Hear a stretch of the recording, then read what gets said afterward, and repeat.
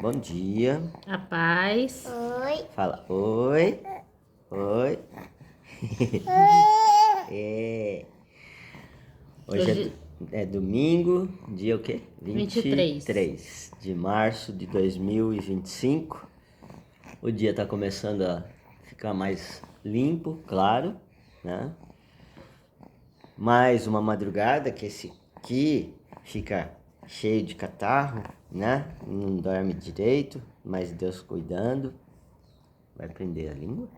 É. Olha. Aprontando. Crianças aprontando. Ele tá difícil hoje, viu? É. A gente tá fazendo essa introdução aqui, a hora que eu estiver lendo, o Rafa vai dar um rolê com ele. Ó a cara tá? de malandro. Ó a cara. Ó lá, Ó o ó. A aprontador. única coisa que deixou ele quieto agora cedo. Ó você lá, ó. Ó o Aí João. eu aprendi a mandar beijo. É, mas Mas só a hora que eu quero. É. Né? Ela fala tchau, fala oi, né? É, isso, né? Então E vamos hoje ler. nós vamos para a leitura, que é a continuação de Samuel, né? Segundo Samuel. Isso, então é o livro de 1 Reis, tá bom? Capítulo 1. Quando o rei Davi ficou velho, já de idade bem avançada, quase não saía da cama. E por mais que pusessem cobertores sobre ele, não conseguia aquecê-lo. Então, os ajudantes do rei lhe disseram: vamos encontrar uma moça virgem que sirva de companheira para o rei e cuide dele. Ela se deitará nos seus braços a fim de aquecer o rei. Então andaram pelo país, por todos os cantos, a fim de encontrar uma moça que fosse bonita. Finalmente encontraram a Abizag, uma sunamita. Trouxeram a moça ao rei. A jovem era muito bonita, ela cuidava do rei e o servia, porém, ele não teve relações com ela. Então Adonias, filho de Davi, cuja mãe se chamava Agite, se exaltou e disse: eu serei o rei. Ele alugou carruagens e homens que dirigissem essas carruagens. Providenciou também 50 homens que corressem pelas ruas à frente dele, como se fossem soldados da infantaria real. Seu pai, o rei Davi, nunca o havia contrariado, perguntando: por que você age assim? Adonias era um homem de bela aparência. Ele era o irmão de Absalão, que nasceu logo depois dele. Adonias conquistou a confiança de Joabe, filho de Zeruia, e do sacerdote Abiatar. E eles concordaram em ajudar o jovem a tornar-se rei. Ó Joabe aí de novo. Não, mais uma vez. Mas, dentre os que permaneceram fiéis ao rei Davi e se recusaram a seguir Adonias, estavam os sacerdotes Zadok e Benaia, filho de Joiada, o profeta Natã, Simei, Rei e a guarda especial de Davi. Zadok vai ser muito bem lembrado ao longo da Bíblia, né? Adonias foi a Enrogel, onde ofereceu sacrifícios de ovelhas, bois e novilhos gordos, junto à pedra de Zoelete. Então convidou todos os seus irmãos, os outros filhos do rei Davi e todos os conselheiros do palácio real de Judá, pedindo a eles que viessem para a sua festa de coroação. Porém, não convidou o profeta Natã, nem Benaia, nem a guarda especial do rei, nem mesmo seu irmão Salomão. Então o profeta Natã foi procurar Batseba, mãe de Salomão, e perguntou a ela: você ainda não sabe que Adonias, filho de Agite, tornou-se rei sem que o nosso senhor Davi ficasse sabendo? Se você quisesse salvar sua própria vida e a vida do seu filho Salomão, faça exatamente o que eu lhe digo. Vá depressa ao rei Davi e pergunte a ele: meu senhor, lembra-se da promessa que fez sua serva de que meu filho Salomão seria o próximo rei e que ele se assentaria no seu trono? Então, como é que Adonias já se tornou rei? E enquanto você ainda estiver falando com ele, eu chegarei e direi que é verdade tudo o que você disse. Acho que tá na hora de dar um rolê. Ele aprendeu a fazer barulho com a boca? Aí já viu, né? Então, ela entrou no quarto do rei, já bem velho, onde a sunamita Abisag cuidava dele. Batseba se inclinou diante dele com o rosto no chão. O que você quer? Perguntou o rei. Ela respondeu, meu senhor, o senhor jurou a esta serva pelo Senhor, o seu Deus.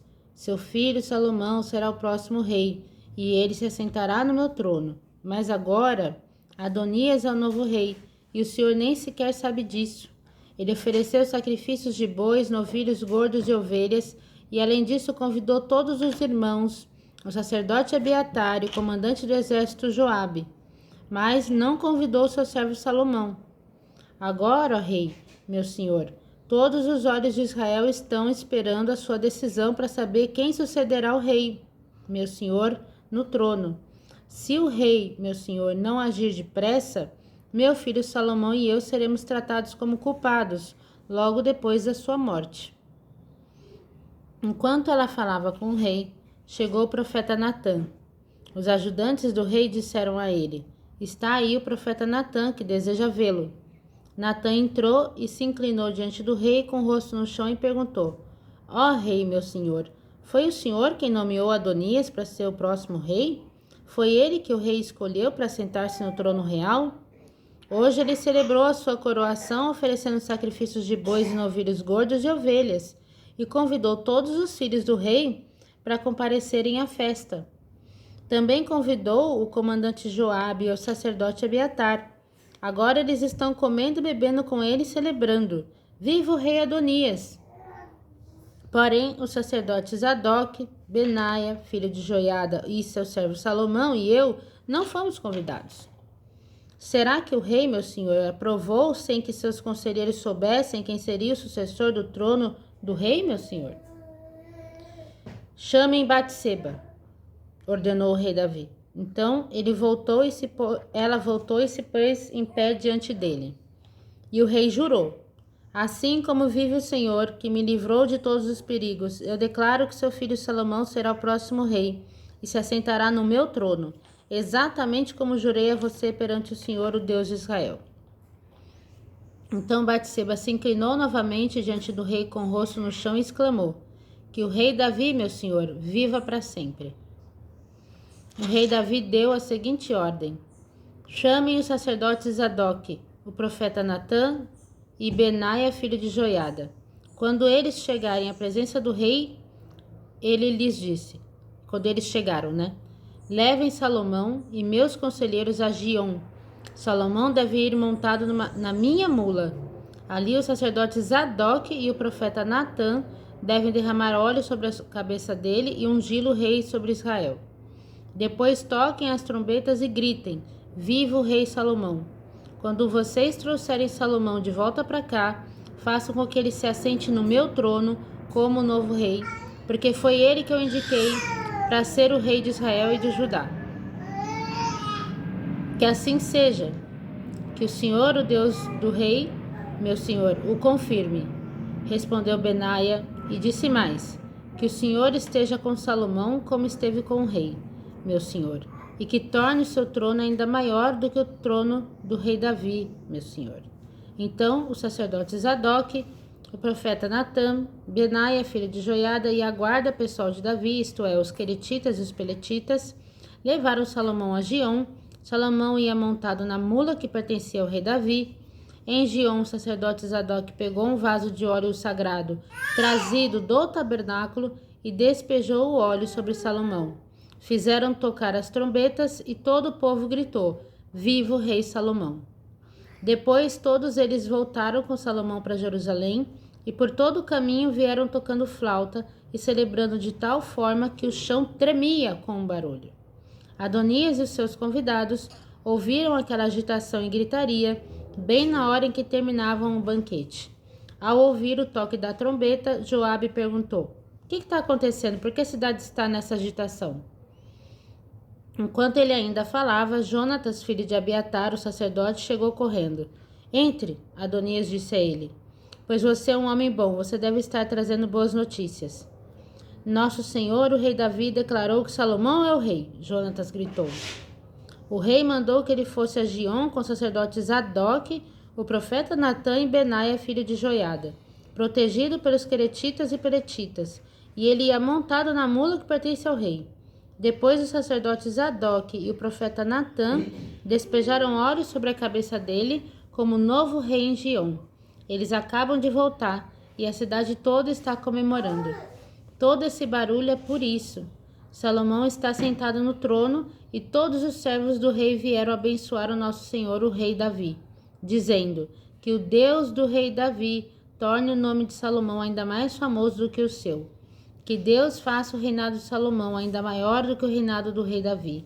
E o rei se inclinou na cama e orou: Bendito seja o Senhor, o Deus de Israel, que escolheu um de meus filhos para sentar-se no meu trono e permitiu que os meus olhos o vissem hoje.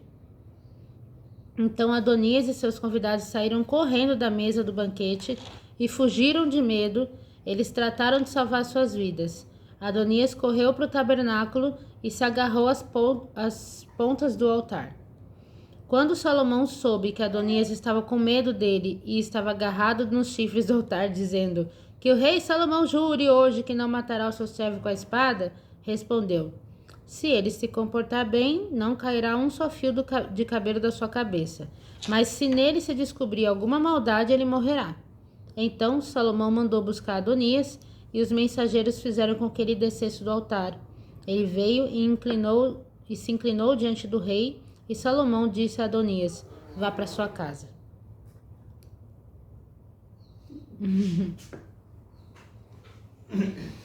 Deixa o papai sentar. E aí, Zilão? Ó. Eita! Gente, acidentes acontecem. Ele não para. João chegou né? causando já. Ele tá agitado e tá suando já. Essa roupa aqui já tá muito quente. Epa. Bom, 1 Reis relata a sequência dos reis, aonde foi 1 e 2 Samuel explicado o porquê de se ter reis no lugar em que o único rei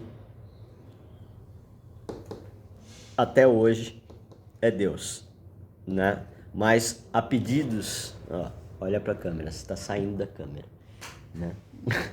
Falar igual sua mãe. E aí, quando